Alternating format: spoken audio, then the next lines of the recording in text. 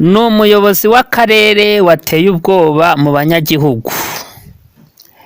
Mu gihugu cyari gituje kiri mu misozi myiza, abaturage bari basanzwe babana mu mahoro. Buri gitondo abantu bazindukaga bajya mu mirima, abandi bakajya mu masoko, abana bakajya ku ishuri. Mu mujyi muto wa Nyakibande hari umuyobozi w'akarere witwaga Bwana Karangwa. Yari umuntu uzwiho gukunda amategeko no kuvuga rikijyana.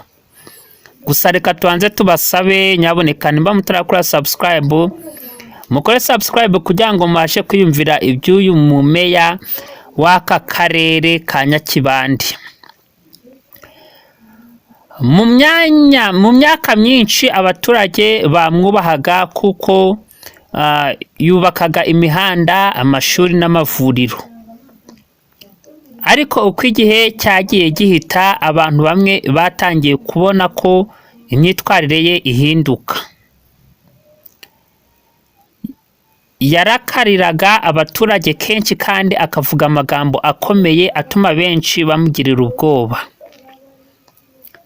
Umunsi umwe habaye inama nini ku kibuga cy'umurenge. Abaturage bose barahurura bahurira hamwe kugira ngo bumve ubutumwa bw'umuyobozi. Izuba ryari ryinshi, abantu bicaye batuje bategereje icyo ababwira. Twabasabye kugira ngo nyaboneka nimutarakanda ku nzogera ukande kugira ngo ujye notification video yose dukoze. Noneho Meya Karangwa yahagurutse afite umujinya mwinshi. Yatangiriye ku kibazo cy'umujura w'imyaka n'amatungo bwari bumaze iminsi buvugwa muri aka karere. Yavuze ko hari abantu bakingira ikibaba abajura, bakabaha aho kwihisha cyangwa amakuru y'ibikorwa bya polisi. Uyu meya yavuze ati, abantu bihishe inyuma y'ijoro bagafasha abagizi ba nabi bazahanwa bikomeye. Nta muntu ugomba gukingira ikibaba uwangiza abaturage.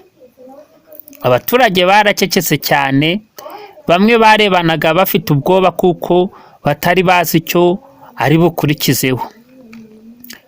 Mu minsi yakurikiyeho havuzwe inkuru ziteye ubwoba mu bice bitandukanye by'akarere.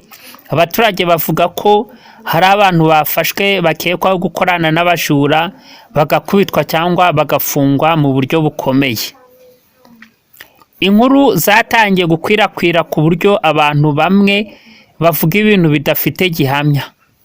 Hari abavugaga ko umuyobozi yavuze amagambo akomeye cyane yo gutema intoki z'abahisha abakuru, z'abahisha abakura. Hajya ubwo zo gutema intoki z'abahisha abajura. Ariko nta muntu wagaragazaga aho byabereye cyangwa ibimenyetso bifatika. Bamwe babifata nk'ibihuha byatewe ubwoba bwari mu baturage.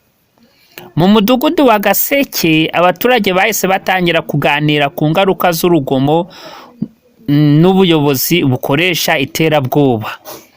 Umusaza witwa Rukundo yavuze ijambo ryakoze benshi ku mutima. No kuvuga ngo uyu mumeya ariko bamenya nk'aba ngaba bakura hehe? Meya.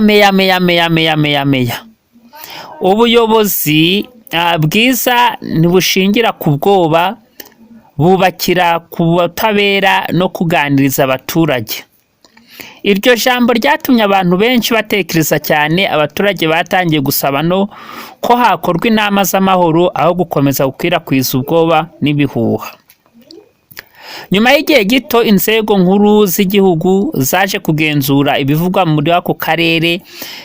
Baganiriye n'abaturage, abayobozi n'abashinzwe umutekano basabye abantu kwirinda gukwirakwiza amakuru adafite gihamya no kwirinda urugomo. Mu nama yakurikiyeho Meya Karangwa yongeye guhura n'abaturage. Icyo gihe yari atuje cyane. Yavuze ko amagambo akomeye ashobora gutera ubwoba no gusenya icyizere hagati y'abaturage n'abayobozi. Yagize ati, umutekano mwiza ushingira ku bufatanye, amategeko n'ubutabera. nta muntu ukwiriye guhanwa mu buryo bunyuranyije n'amategeko. Abaturage benshi bishimiye ayo magambo, bamwe bavuze ko ari isomo rikomeye ryerekana ko umuyobozi akwiriye gutuza no gutekereza mbere yo kuvuga amagambo ashobora guteza ikibazo. Mu mezi yakurikiyeho hadaciye kabiri, akarere ka Nyakibande katangiye gusubira mu ituze. Abaturage bafatanyaga n'inzego z'umutekano mu gutanga amakuru ku bagizi ba nabi, ariko bikorwa mu buryo bwubaha amategeko n'uburenganzira bwa muntu. Abana basubiye gukina mu mihanda, amasoko yongera kuzura abantu, ubuzima busubira uko bwari bumeze. Gusa abantu baduteze amatwi, nimba uyu meya Karangwa muturanye, meya wa Nyakibande, nimba muturanye umutubwiye ngo rwose warahemutse. Isomo ryakuwe muri iyi nkuru: umuyobozi mwiza agomba gukoresha amagambo yubaka aho gukoresha iterabwoba. Ibihuha bishobora guteza ubwoba no guteza amakimbirane mu baturage. Ubutabera n'amategeko nibyo byubaka amahoro arambye. Abaturage bagomba gufatanya n'inzego z'umutekano mu nzira y'amahoro. Iyo abantu bubahanye kandi bakubahiriza amategeko, igihugu kibamo umutekano n'iterambere. Inshuti bavandimwe, kugira ngo muze mugezwe